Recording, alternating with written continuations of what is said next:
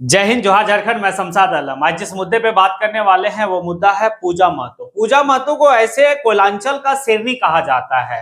आखिर शेरनी क्यों कहा जाता है, इस वीडियो में देखने के बाद आपको वाकई में समझ में आएगा कि पूजा महतो जो है कि कोयलांचल का शेरनी है। और दूसरी बात ये भी हम करेंगे कि पूजा महतो को जब वोट मिला, गोमिया विधानसभा से वो चुनाव लड़ती है, सेकंड नंबर पे वो रहती है। मतलब एक बात साबित है कि अगर किसी भी व्यक्ति को अगर ऐसा वोट, अगर सम्मानजनक वोट मिलता है तो वो अपनी ताकत को समझता है। इस बात को देखने को जब जो है कि विस्थापितों का मुद्दा को लेकर जब कंपनी के और मतलब कंपनी के मैनेजरों के साथ जब वो बैठक कर रही थी तो उनका जिस तरह से भाषा, जिस तरह से वो अपनी बात को रख रही थी बेबाकी तरीके से, वाकई में ये बात दर्शाता है कि पूजा महतो कोयलांचल की शेरनी है। और जब वो अपनी बात को रख रही थी उन अधिकारियों के पास तो अधिकारी सारा खामोश होकर सुन रहे थे और एक भी जो है कि टोका टोकी नहीं कर रहे थे, क्योंकि जितना भी बात जो है कि पूजा महतो कर रही थी वो सारा बात जो है कि अपने आधार पे कर रही थी। कोई बात निराधार नहीं था, उनका सही बात था। कुछ बात को भी लेकर कि अगर आप जहां से कोयला निकाले हैं वहां पर क्या बालू भरने का जो प्रोसेस है आपने किया तो नहीं किया, तो क्या हम लोग जितने भी विस्थापित है, रैयत है, क्या हम लोग गुलगुलिया का जिंदगी जिएंगे? और बाहर से लोग आके यहाँ पर जो है कि क्या कर रहे हैं कि भाई बड़ा बड़ा मकान बना रहे, वो मलाई खा रहे, हम कहां जाएंगे? ये बात जब पूजा महतो बेरमो विधानसभा में अगर ये बात उठाती है तो कहीं ना कहीं ये बात लगता है लोगों को कि वाकई में ये कोयलांचल की शेरनी है। कुछ लोग कहते हैं कि आखिर शमशाद आलम जो है कि हमेशा तुम जो है कि जयराम महतो को लेकर, पूजा महतो को लेकर, आने के जेएलकेएम के जितने भी लोग हैं सबको लेकर आप वीडियो बनाते हैं, क्या मतलब जो है? तो भाई ये बात है, हम लोग जब है ना कि जब धनबाद में रहा करते थे तो लोग जो है कि विनोद बिहारी महतो के बारे में बताते थे कि भाई वो इस तरह से लड़ाई लड़ते थे। सही शक्तिनाथ महतो के बारे में कहते थे वो इस तरह से लड़ाई लड़ते थे। मतलब प्रभुनाथ महतो के बारे में कहते थे वो इस तरह से लड़ाई लड़ते थे। हम लोग सुने थे कहानी, लेकिन आज वाकई में देख रहे हैं कि किस तरह से जयराम महतो जो है कि अपनी आवाज को बुलंद करके और विस्थापितों की लड़ाई लड़ रहा, किस तरह से पूजा महतो जो है कि अपनी आवाज को एकदम बुलंद करके जो है विस्थापितों के लिए, रैयतियों के लिए जो अपनी आवाज को बुलंद कर रही है। तो एक बात तो है कि वो वक्त में जब हम लोग इतिहास को पढ़ते थे, सुनते थे, आज इतिहास को जो लोग गढ़ रहे हैं उनको हम सामने देख रहे हैं, और अगर हम उसमें अपनी अगर भागीदारी ना निभाएं तो भाई ये बात जो है कहीं ना कहीं मन में एक ठेस आता है, मन में एक बात आता है कि मैं भी तो झारखंडी हूं। आखिर मेरा भी हक तो यही है कि हम अपने झारखंडी भाइयों के लिए खड़ा रहूं। अगर मैं उनके साथ साथ शरीर नहीं तो कम से कम अपनी आवाज को बुलंद तो कर सकते हैं। आज वो बात देखने को मिलता है। तो एक बात यहां से ये भी समझ में आता है कि वाकई में जब आप किसी को एक सम्मानजनक वोट करते हैं तो वो वोट आपका जाया नहीं जाता, वो वोट आपके लिए और आपके हक और हुकूक के लिए लड़ता। और ये बात साबित करता है कि पूजा महतो को जो गोमिया विधानसभा के लोग जिस तरह से वोट दिए, वाकई में जो है कि वो साबित कर रही कि आपका वोट हम बेकार होने नहीं दे रहे हैं। आपके लिए अगला 5 साल तक लड़ेंगे। अब आगे 5 साल के बाद क्या होगा वो अभी तो हम लड़ ही सकते हैं, और बाकायदे वो लड़ भी रही है। लेकिन चलिए चलते और सुनते हैं कि पूजा महतो जब अधिकारियों के साथ सामने अपनी बात को रख रही थी तो कितना बेबाकी तरीके से वो रख रही थी। पहले इसको आप लोग सुन लीजिए।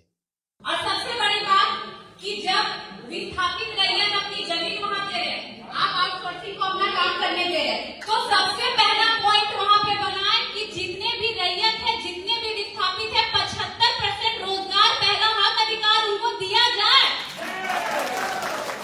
वो अपने अधिकार के लिए आपसे भीख मांगते हैं, वो भिखारी बन के अपने एरिया में आपको जीएम बनाए।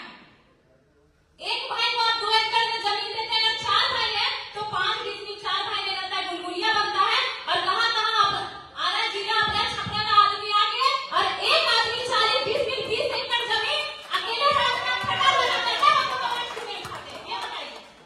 एक क्वार्टर खाली करने जिला साहब पूरा आदमी लेके गए। आज जितना क्वार्टर कब्जा, क्वार्टर छोड़ दीजिए, जमीन एक आदमी 10 डिसमिल 25 डिसमिल यहाँ तक कि 40 डिसमिल उस टाइम जिला साहब चश्मा पहन के आपको नजर नहीं आता है? ये बताइए।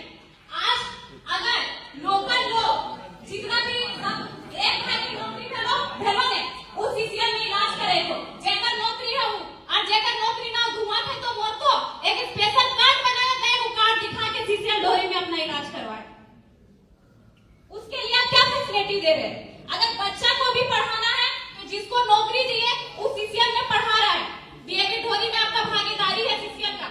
और जिसका नौकरी नहीं है उन नेता का पैर भी लगाता है मेरा बच्चा को एडमिशन करवा।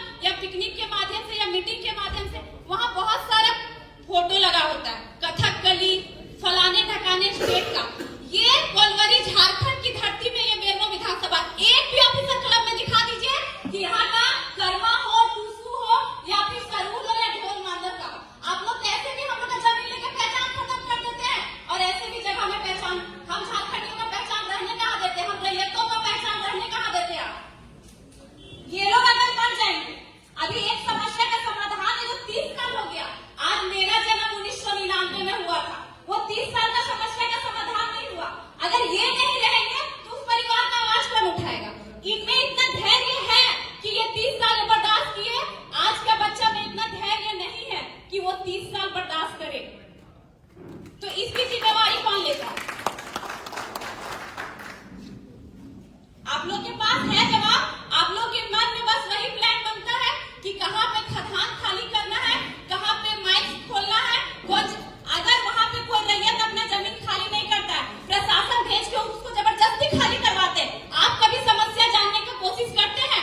आप उससे कभी रूबरू होते हैं? कभी नहीं। तो जब तक रैयत की समस्या को आप नहीं सुनेंगे, तब तक कैसे आप जानेंगे? अभी बोले साहब, जीएम साहब कि हम भी रैयत है, लेकिन हम रैयत भिखारी बन चुके हैं। आपके पास आपका जमीन सुरक्षित होगा, लेकिन हम रैयत भिखारी बन चुके हैं। अभी ये रूल है ना कि जहां से आप कोयला निकाल चुके हैं उसको बालू भर के समतल किया जाए, ये रूल है कि नहीं? क्या आपने एक भी इस जगह पे वो रूल फॉलो किया?